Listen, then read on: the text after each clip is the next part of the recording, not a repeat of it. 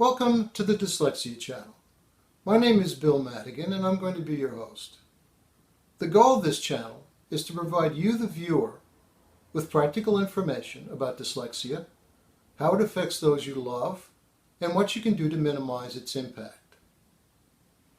For 20 years, I was the administrator of the Reading and Writing Institute in Atlanta, Georgia. In that capacity, I worked as a psychometrician, a therapist. I trained therapists and helped a great many dyslexics of all ages become fluent readers. I also counseled parents, teachers, school systems, and worked closely with psychologists and neuropsychologists. I attended countless parent-teacher conferences, 504, and IEP meetings. And through all of this, I learned one very important thing, that all dyslexics can learn to read and do anything that they want to do in this life. On this channel, I'm going to present you with factual, straightforward information about dyslexia without a lot of psychobabble. Most importantly, I want you to know that this is your channel. Together, we can get to the bottom of any dyslexia-related topic that you, the viewers, are focused on. So I strongly encourage you to comment, suggest, complain, compliment, or leave questions as you see fit. With that being said, let's move on in a positive way. Okay, let's begin at the beginning. How do you know if you are dealing with dyslexia? If someone has failed to learn how to read by the time they are an adult, the odds are pretty good that dyslexia is the cause of the problem. There are screening tests to give more certainty to the situation, but there's a practical side to the situation as well. If someone is perfectly happy with their life, is productive, and could care less if they can read or not, then there's little to be gained by spending time and energy trying to get someone to go in a direction that they don't care to go. On the other hand, if someone is unhappy with their world and is seeking to become literate, then there are ways to make that happen. It's not easy and it will take time, but adult dyslexics can and do learn how to read all the time. The best place to start would be with a good, accurate evaluation to determine if dyslexia is the cause of the problem, and if so, exactly what the cognitive and phonological causes of the dyslexia are. Once you understand the causes, it is somewhat easier to work on the effects. When we're talking about children, things can get a little more complicated. Age is a factor. If a child is in kindergarten and having difficulty with phonics or spelling or in other areas, it could be either a maturation issue or it could be dyslexia.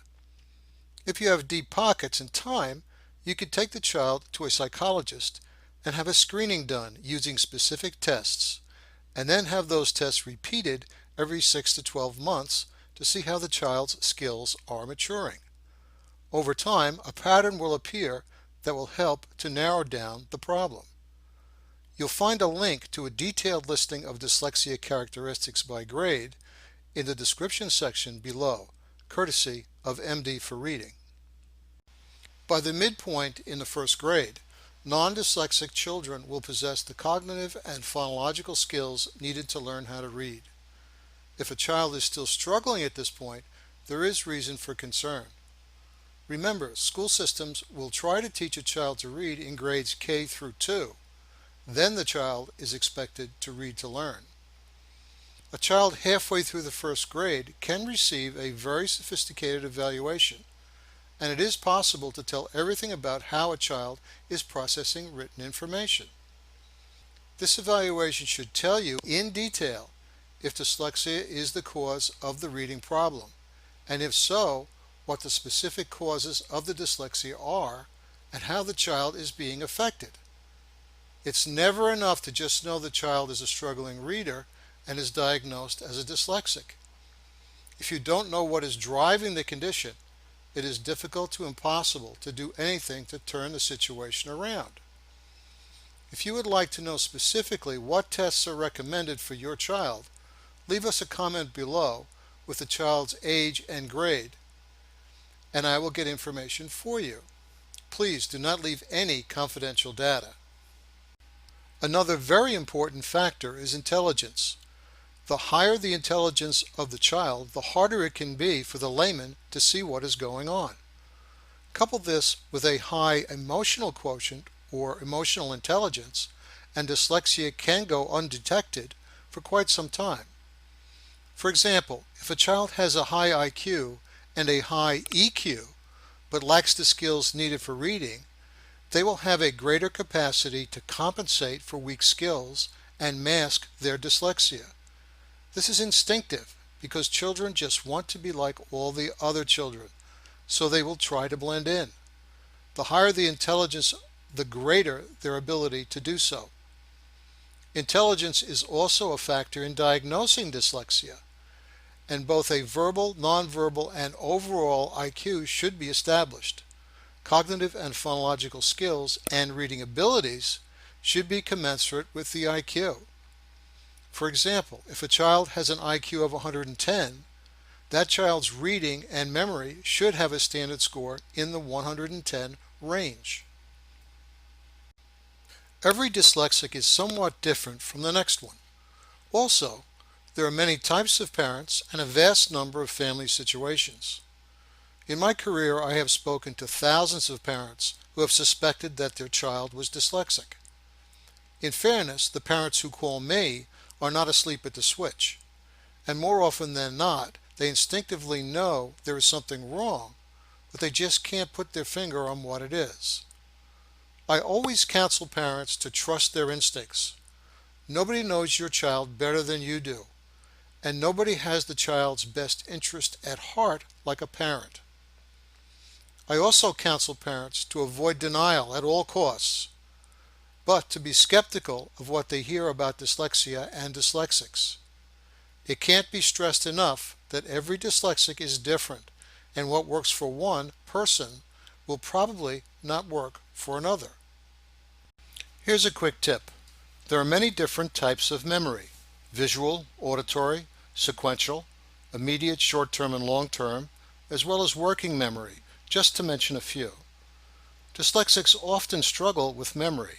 Until that can be addressed, some temporary accommodations may be necessary.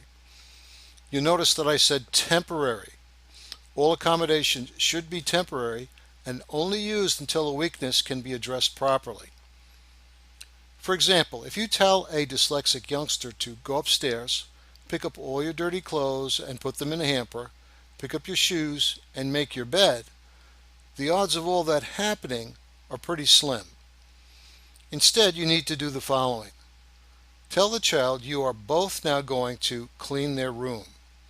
Then go take a picture of the room as it is and go about straightening things out. Then take a picture of the child in the room as it is cleaned and post both those pictures, before and after, someplace where the child can see them. Thereafter, the instruction becomes one simple thing: please clean your room.